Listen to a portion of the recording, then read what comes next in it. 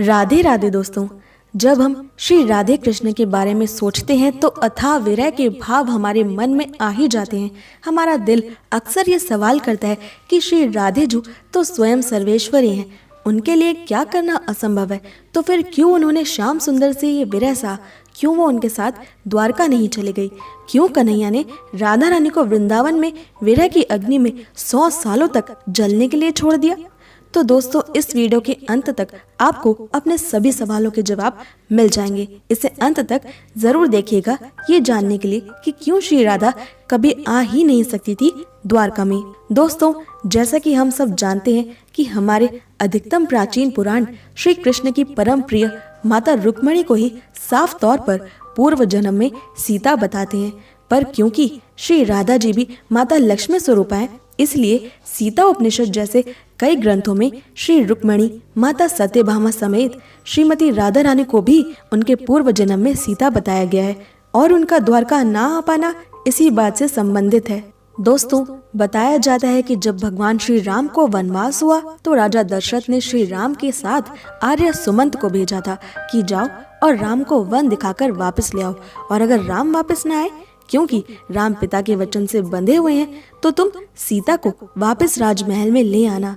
राजा दशरथ को पता था कि अगर श्री राम वापस न आए तो मेरे प्राण नहीं बचेंगे, क्योंकि उन्हें श्राप था बेटे से वियोग सहना और वियोग में प्राण त्याग देना।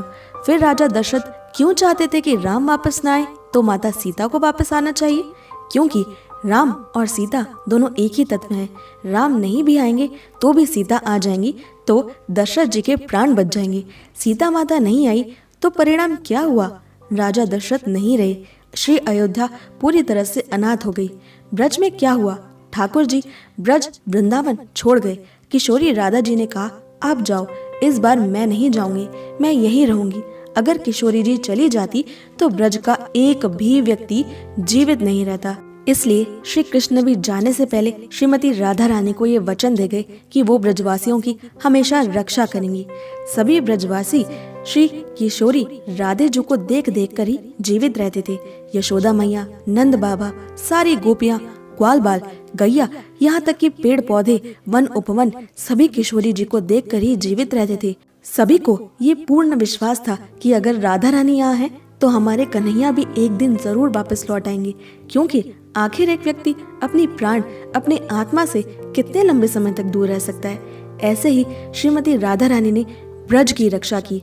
इसलिए हम कहते हैं कि ब्रज की रखवाली श्रीमती राधा रानी करती हैं। वो वहाँ की स्वामिनी है, वहाँ की ठकुरानी है, वो ब्रज के प्राण है, आत्मा है। इसलिए बरसाना वृंदावन में किसी को हम ये पुकारते नहीं देखते कि जय श्री कृष्ण कृष्ण, सब पुकारते हैं राधे राधे। तो दोस्तों, ये है वो असली कारण जिसकी वजह से श्री वृषभानु नंदिनी कभी भी वृंदावन से बाहर पैर तक नहीं रखती हैं। वो ब्रज के प्राण हैं, इसलिए आज भी ब्रजधाम में श्री कृष्ण से ज्यादा हमें श्रीमती राधा रानी का महत्व देखने को मिलता है।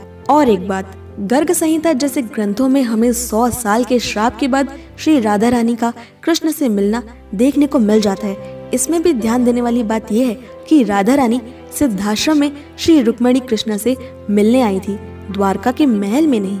और जब वो मिलने आई तब भी वो अकेले नहीं आई थी, पूरे ब्रजधाम को अपने साथ लेकर आई थी, क्योंकि ब्रज के प्राण है श्री राधा।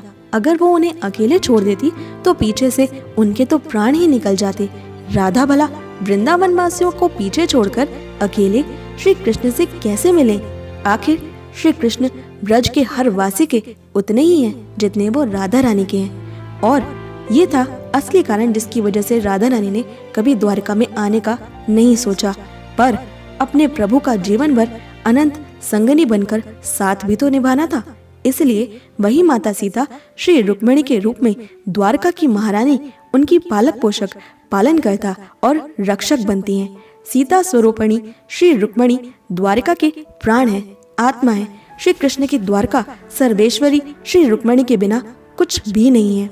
श्री रुक्मिणी के द्वारका से एक कदम बाहर रखते ही पूरी द्वारका जलमग्न हो जाती है। तो दोस्तों, ये है हमारी आदि माताओं श्री राधे रुक्मिणी की लीला, जो इतनी गहरी है कि एक बार में देखने पर वो बेशक समझ ना आए, पर अगर उनकी कृपा हो, उनका प्रेम हो, उनकी भक्ति हो, तब जाकर हमें इनके पीछे के असली गूढ़ और गहरे कारण समझ में आने लगते हैं। दोस्तों, अगर आपने अभी तक मेरे अपने YouTube चैनल खुशबू शर्मा को सब्सक्राइब नहीं किया है तो जल्दी से मेरे YouTube चैनल खुशबू शर्मा को सब्सक्राइब ज़रूर कर लीजिए और मैंने अपने नए YouTube चैनल का लिंक डिस्क्रिप्शन में दे दिया है और यहाँ आपको जानने को मिलेंगे हमारे हिंदू धर्म से जुड़े कुछ बेहद रोचक हैरत अंगेज तथ्य और जानकारियाँ, तो ज़रूर सब्सक्राइब करें। दोस्तों, मुझे इंस्टाग्राम पर फॉलो करना बिल्कुल ना भूलें। मेरी इंस्टाग्राम आईडी है @krishna_my_soul_khushbu।